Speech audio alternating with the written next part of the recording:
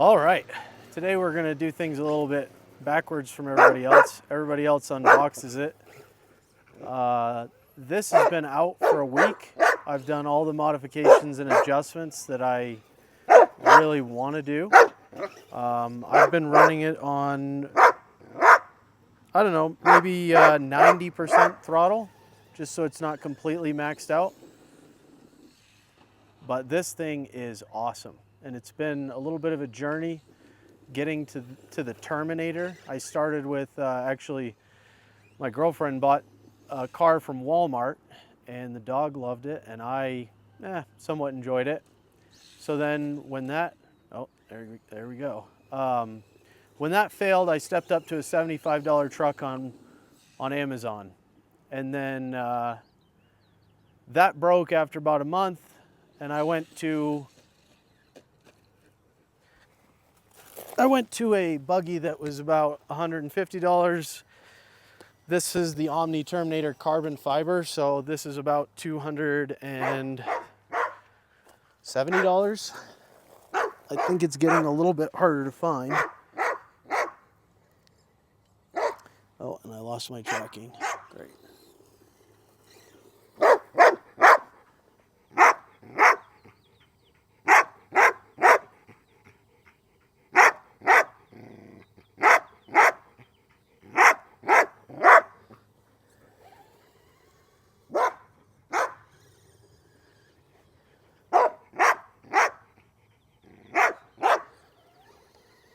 So this truck, you know, I've seen other people really abuse this thing and I have taken it to the skate park already. I've had it about a week. It's held up remarkably well. We'll go through, I'll take the cover off and show you some of the mods, but we're just gonna drive it for a minute. Oh, damn it. You can write this thing, I'm not very good at it.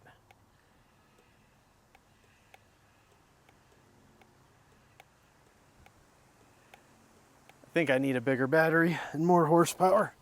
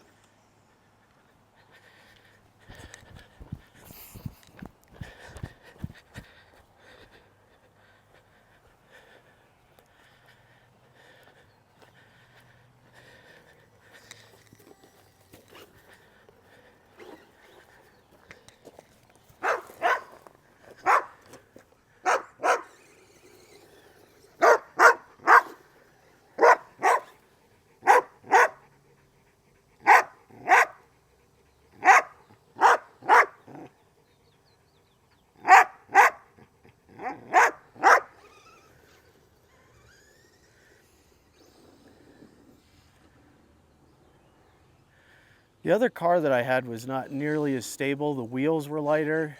You didn't have as much control in the air. This thing has enough power and enough mass on the wheels so that if you hit a jump and you gas the truck, you can keep it from nosediving. And likewise, if you brake, you definitely are going to have the problem of nosediving. And I've got bumper wear to prove. Oh, that is too far for tracking. Maybe the dog is better.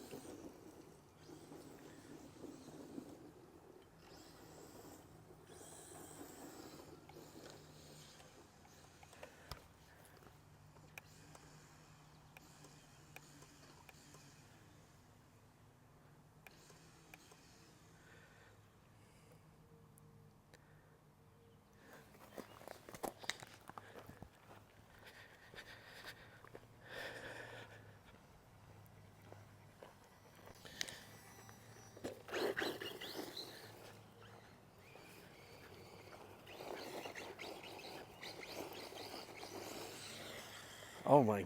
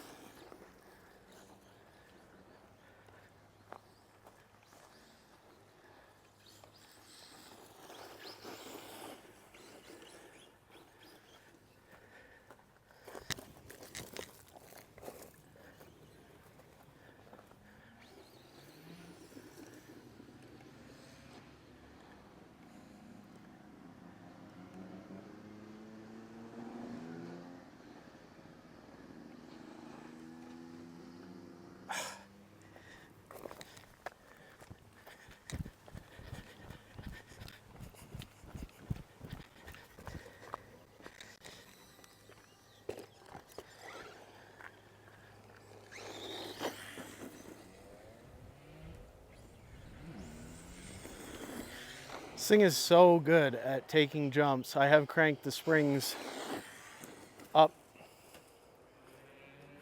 so that they don't bottom out as easily.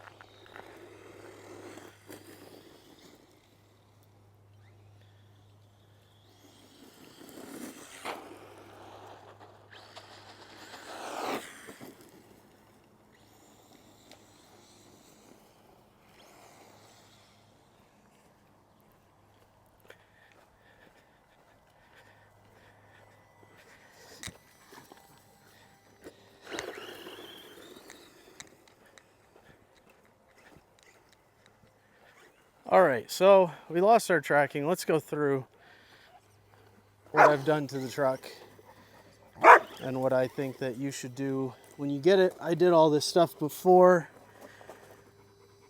I even, okay. I did all this stuff before I even drove the truck.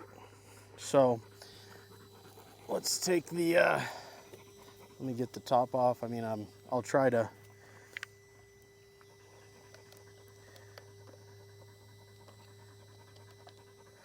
So we'll talk about what I did to the body here. Does not look pretty, but it is very functional. As you can see, we got a stick in here, so a lot of debris was getting in, especially in this pocket right here and all over the ESC, which I really did not like. So the power button's right here. Let's take a look at actually let me leave it on so you can see that the remote has feedback. So this truck does come, this is the first truck that I've had that has an onboard battery voltage monitor. So we can see the remote. The top is the transmitter, bottom is receiver voltage. You've got, this is a really nice remote. It's got much farther range than the one that came with the last one. Channel 5 turns the headlights on, which is an orange light bar on the front. And as you can see, the bumper is a little bit scuffed, but it's doing what it's intended to do. It's got excellent reinforcement between the shock tower. It's very rigid. The rear bumper did not come with this dog bone thing installed, so the bumper on the back had a little bit of flex, but they give you the wheelie bar and this, and you can install those to stabilize the rear bumper. I did not put the wheelie bar on just because for the way that I want to drive the truck, I don't really want a wheelie bar. I'm not trying to do wheelies on everything. The other thing that I would say is I put my battery voltage range right on there, so that's 100%, 50%, and cutoff. So the truck turns off at 10 volts. Normally, a lot of manufacturers let the battery go to 9.6. So the true 50% mark on these batteries is actually 11.1, but that's my 50% between my cutoff and my fully charged voltage. I would definitely recommend upgrading that battery. I have the 4400 milliamp coming.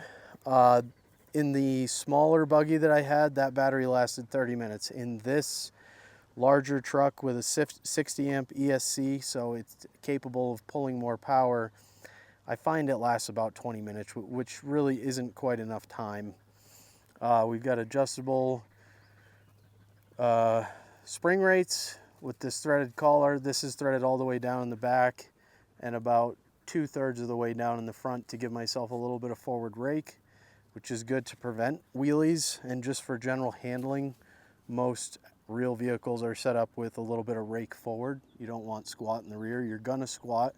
When you apply power, your rear is gonna come down. So you wanna set the truck up with the rear a little bit higher. The truck, you have to install this cord that monitors your voltage. It plugs into the cell cord. I'm not an expert on terminology. I'm just gonna call it what I think it's called. So the other thing is, I read this before I got this, so I knew about this problem. The cover that covers your center diff and your pinion gear off of your motor cuts off about halfway up, and debris can get up in there. I've seen a ton of debris. I put that in before I ran this thing, so I just took a blister pack and put this in here with double-sided tape that actually came in the packaging. So all I had to do was cut a little bit of plastic out of some packaging I had laying around, and I just fit it in here. I took a corner piece and then I put a flat piece, because on the front here it also doesn't meet the bottom of the transom here, so you can get debris in there. This is fully sealed now. Maybe it's not waterproof, but it's fully sealed from dirt and debris getting in there. Another thing that I did is I adjusted the shock mounts all the way outboard on the top, both front and rear. So they have 3 positions. The center hole, you can barely see it. The screw actually halfway covers it, but I put my top shocks all the way outboard, and then I also moved, these were set to the top inner, and I moved my lower points to have more leverage on the swing arm. The rears are identically set up. Now, the way that this is going to work is that if you shift your top outboard, you're making the spring more vertical, and the travel is more linear instead of progressive. So if I had left this this bottom screw point inboard a little bit, the shock would be more vertical, so it would be applying more direct force down on the swing arm. But you also bottom the shock out because you are closer to the center, so when you push down, the bottom shock mount gets closer to bottoming out. And this also gives a more, the more you lay out your shocks, the more progressive your suspension is going to be. The further down you get, the more resistance it's going to get till you get all the way to the bottom. Linear shocks, you pretty much have the same resistance once they take the load all the way to the bottom. So those are the 2 reasons that I shifted my lower point outboard. Is I wanted a more progressive setup, and I also wanted more leverage on my swing arm.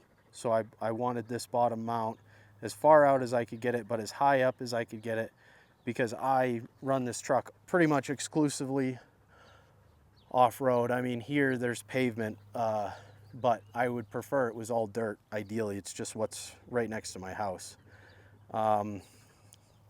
the truck comes with a ton of adjustability, not just how you can adjust your shock mounts, you can adjust your body height mounts. These are set pretty much all the way up, but you could move the bottom mount up and extend these pins higher up if you wanted. You could lower them, you could get a whole different body. The rears are adjustable in the same manner. I did tune my alignment. I do it the same way that I do it with my actual truck, my truck that I get inside and drive on the highway. So you just sight down the tire walls from the front, and what you want to do is you want to sight down the side of this sidewall, and you want to just see, and this is probably not perfectly lined up, but what you want to see is on both sides, you want to pull it over so you can see the back, and you want the rear of the front tire to disappear just slightly after you see the rear tire disappear. So you want to see that back edge of the tire lined up with the rear tire, and then you want to move it just a little bit more, and then you're looking dead on the tire. So that means you're towed in a little bit, and I should be, without moving it, I should be able to do the same thing on this side. I mean, it's pretty close. Let's see, I think I moved it just a little bit. So rear of the front tire lines up there, and then the tire's dead on like that, so I'm towed in on this side. Okay, I'm not towed in. I'm about dead center. This thing has a little bit of slop, but that's how I set it up on the bench at home, is I had it centered with the controller on, so that the ESC was, the steering motor was active and was centering the wheels, and you can adjust your steering trim with the left and right. You have to unlock the remote, which I believe that you just turn it on holding this button, but it's been a few days since I did that. You'll have to find another video to confirm that. But it's nice that you can, and it's got the torsion bars, or what is that? Yeah, I forget the name of those, but they're meant so that if you pull the suspension up on one side, it also pulls up on the other side to kind of prevent body roll in turns. So if you're turning and this side is squatting, it's meant to bring this tire up and bring the whole car down lower instead of just rolling to one side. The last car I had also did not have a fan on the motor. It did have a 45 amp ESC that had a fan on it, but the motor would get smoking hot, especially if I was running it on the soccer field in grass and it was getting resistance on the surface that it's trying to plow across. Then the motor would get smoking hot. So I think this is a massive upgrade. Just having a fan on both my motor and my ESC, I feel a lot more comfortable about going to the 4400 battery over the 2200, because I'm going to be running for double as long, so double the heat. So far, this has not gotten so hot that I can't touch it, even after I just got done burning a whole battery. So this is much cooler than the other truck. The chassis, everything is bolt in, so you can take everything off that chassis and replace it. You just take the bolts out of the bottom and it comes off. The carbon fiber edition, I mean, I bought it because it had the upgraded electronics, but you can see the carbon fiber inlays on the lower control arms, which is a cool feature. They say it adds strength to the vehicle. I'm not so sure. Most of this stuff looks pretty much like plastic to me. But again, before I got it, I saw a lot of YouTubers sending this, 10 feet in the air, so I decided to do the same thing because they didn't have any problems with that. So I think we've kind of gone over everything in here. I mean, the truck is pretty much ready to go, other than just putting that cover on, which I would highly recommend before you start getting dirt and dust in this thing. I also blow out this whole compartment when I get done, and I blow out my my inner axle ends. So I blow out in there, and I blow out the dog bone on this end. Blow out the whole center of the car. You've got more cups in here, and just try to keep all the dirt out of there. It's going to cause premature wear if you get that stuff in there. So it's better to be a little bit proactive about it. So let's get to the body and why I put these stupid add-ons in. So they cut this pretty far forward, which, I mean, for visual effect looks like the way that a real truck would be, but right inside there, so the body of the truck comes basically to the motor mount, and this whole compartment is exposed, and you got the wheels kicking up a ton of shit. So all I did here, again, with packaging blister pack, is I cut a square piece that goes to the top of the window here, and I trimmed it down, taped it in with packing tape on both sides. And what this does is it provides protection all the way back to the full chassis. So it's cut off right in front of my upper control arm on this side and this side. And I've noticed a huge improvement as far as how much crap, and I mean, it's making me look stupid right now because there's crap in the fan. There's crap in the fan. Kind of keeps dirt out of this area, which this was full on one of the rides before I put the body pieces on, just absolutely full of twigs and dirt. And putting that on brings your coverage, like I said, all the way, even a little bit further back than the end of the internal body compartment. The one other thing that I just realized I forgot to talk about is this piece of heat shrink right here. I don't remember, I have an assorted pack, I think it was 1/4 inch heat shrink, but this had a green plastic tube on it with an open top. It's supposed to come with a rubber cap, but I had a rubber cap on the other vehicle, and the whole thing just fell apart and disappeared. So what I did is I put it down over the connection piece. Let me try to I put it down over the actual connection piece here, and then I just bent the top of the heat shrink down and put a zip tie on here. So it's not connected to the green slide-in piece. It's actually over the mold-in piece that piece slides into. So it's all heat shrinked onto here and is very secure, because this is how you keep your watertight ESC from getting water down that tube. Now, with that said, the wires aren't completely sealed right here. This is where you run your battery voltage monitor wire through. There's a plug-in under here. It just plugs into a port, and then you run it through the back with the other wiring. I put a zip tie on here just to secure the wire a little bit, because this will come, if you take a hard crash, that will disconnect sometimes. Not a big deal, no danger. It's not going to short anything out or anything, but it comes unplugged, and then you got no battery voltage monitoring. The only thing that I wish that they had done is just put a little tail light, two small LED tail lights on the back, just because in the dark when I am running it, like at the campsite or something like that, I can see the front headlight. I can see it better, honestly, when I'm driving it back toward me than when I'm driving it away. So just for nighttime running, tracking purposes, you know, this thing hauls ass. So before you know it, it's 100 yards away and you can barely see it off down the road. And so it's just, the lighting is excellent. The old car did not have lighting and was impossible to drive in the dark. So at least with the headlight, I can see the direction it's facing. I can see kind of what it's doing. It works well enough without taillights, but that would be the only thing that I would consider upgrading. I'm thinking at some point that I might put slightly bigger tires on. The stock tires are extremely high quality. They're foam filled. They're not like underfilled. They're not overfilled. They're soft. They're a little bit spongy, but they're firm. I might put bigger tires on this, but you lose torque when you go bigger.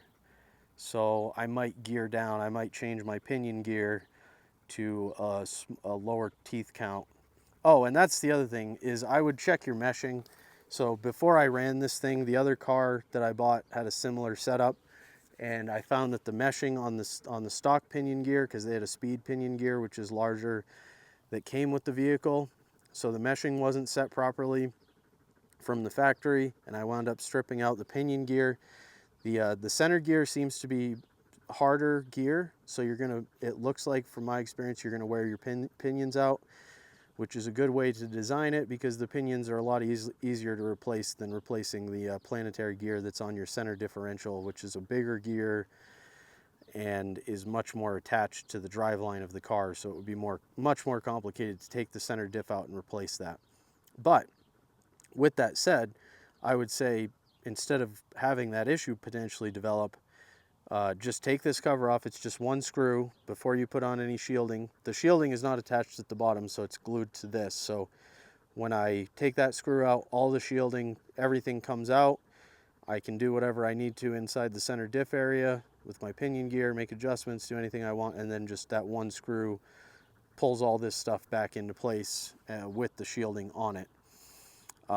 In order to set this, what you want to do is set the car on your workbench, and then you want to just rotate, put your fingers on the pinion gear, rotate it back and forth, and you don't want to feel slop or clicking between the gears when you just rotate it forward and backwards just a little bit, because you've got resistance on the driveline.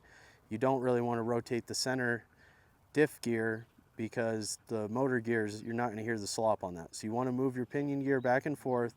You don't want to feel that it's tight and binding. It needs to be smooth. And you also don't want to hear any clicking as the gears land from side to side. They want to be fully engaged. So I would recommend doing that. Otherwise, you might have to buy pinion gear pretty early on if the guys who put it together, who probably don't care as much as you do, didn't take the time to get that right.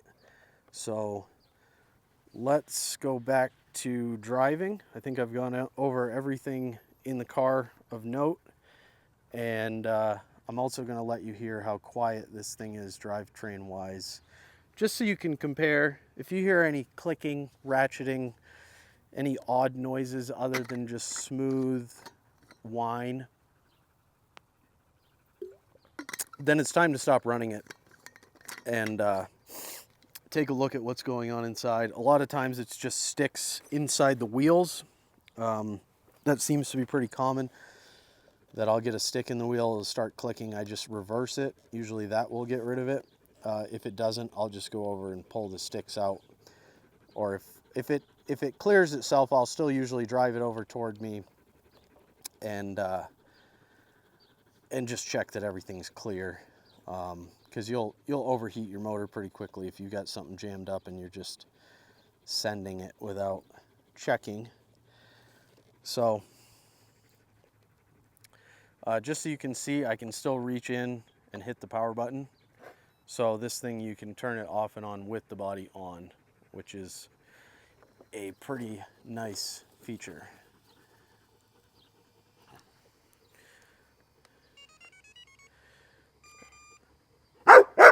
Yeah. Oh, let me let you hear how smooth the drivetrain is. You should be able to hear this. So super smooth. Just basically motor hum.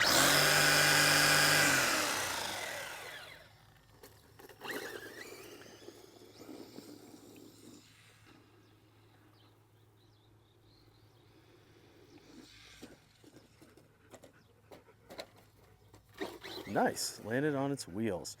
I'm really happy with this truck, and this is finally the one that I'm gonna stick with. It feels like exactly what I want, which is basically the closest thing that I'm ever gonna get to owning a 1,000 horsepower buggy. You know, it's a miniature version of it, but these things are 100 grand to get something like this done.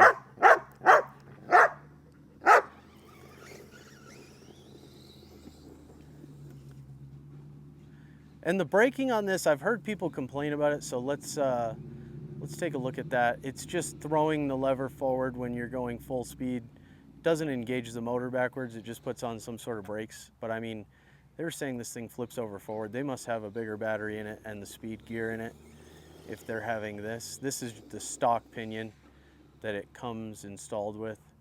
Plenty of speed for me, plenty of speed for the dog. I mean, it is partially to exercise the dog. That is one of the reasons that I got the thing to begin with, was she loves to chase it, and it gives me the ability to get her to really run,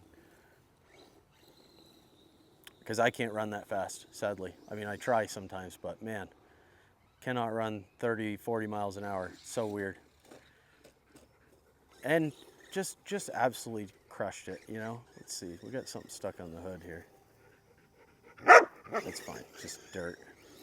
So if you're on the fence about getting one of these, I would say pull the trigger, because I have obsessively looked at pretty much everything available on the market, and there's other stuff out there, but this is a solid choice, and I highly recommend it.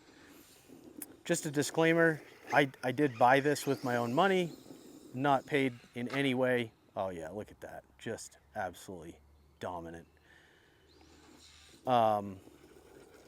So yeah, this is just a review that I'm doing because I genuinely like the product, and I feel like there's a lot of initial reviews with some decent testing, but to be honest, I kind of wanted to do something a little bit different where I've ran this for a week now.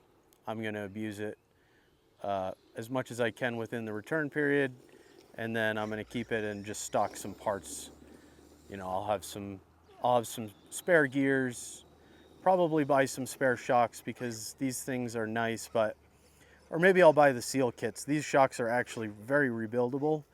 You just get some shock oil. I'd recommend getting some shock oil, some diff oil, checking your diffs once in a while, just like in a real vehicle.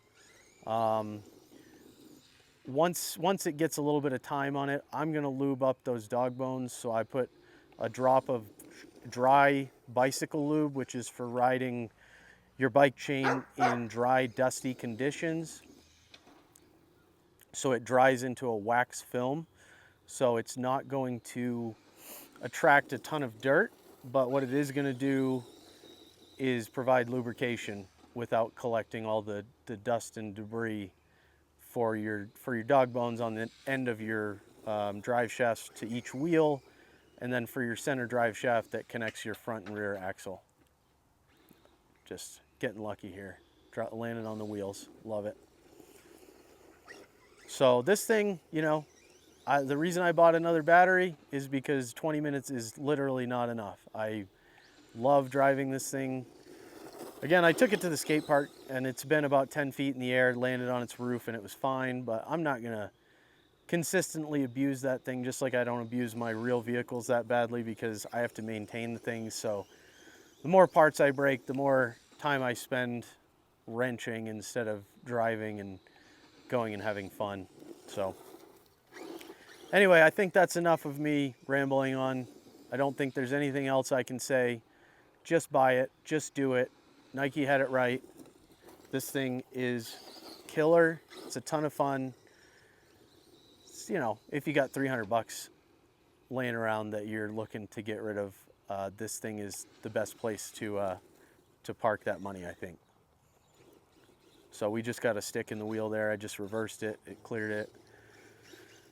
I'll show you the lights turn on and off one last time. So there's the light bar on, light bar off. It's pretty nice when you're running it near dusk. You can start out with it off and then turn it on as needed. But yeah, hope this was informative and helpful, and enjoy fucking terminating the fuck out of the dirt with this thing. All right, take care.